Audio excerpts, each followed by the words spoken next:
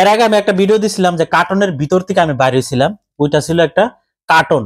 ওই কার্টনটার মধ্যে এই সামানগুলো ঢুকানো হয়েছে। এখন দেখতে পাচ্ছেন যে কার্টনের সাইজ গুলো কত সুন্দর হয়েছে।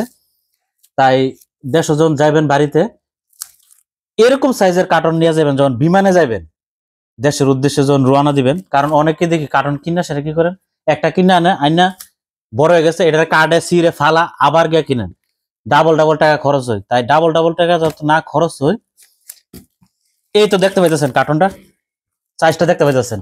ওই সময় দেখছেন যে কার্টনটা অনেক বড়, এখন দেখেন সামান প্যাক করার পরে কত সুন্দর সাইজ হয়েছে দেখতে পাইতেছেন। চতুর্দিকে একরকম এরকম সাইজের কার্টন নিলে আপনাকে বিমানবন্দরে কিন্তু বাড়তি টাকা গন্ত হইব না, এটা সবসময় মাথায় রাখবেন। এবং কার্টনের সাইজটা দেখতেছেন 1 হাত, এটাও দেখেন, এটাও কিন্তু 1 হাত। এর চাইতে বড় কিন্তু করবেন না কার্টুন, তাহলে কিন্তু আপনাকে দ্বিগুণ টাকা গন্ত হইব। আর এটার মধ্যে কিন্তু দুটার মধ্যে সামান মোটামুটি 40 থেকে 45 কিলো আছে, 45 কিলো আছে সামান। তো সামান নিতে তো আপনার সমস্যা নাই, কারণ একটা বিমানের টিকিটে এখন বর্তমানে সামান কিন্তু 40 থেকে 45 কিলো নেওয়া যায়। আর এরকম একটা ট্রলি ব্যাগ নেবেন।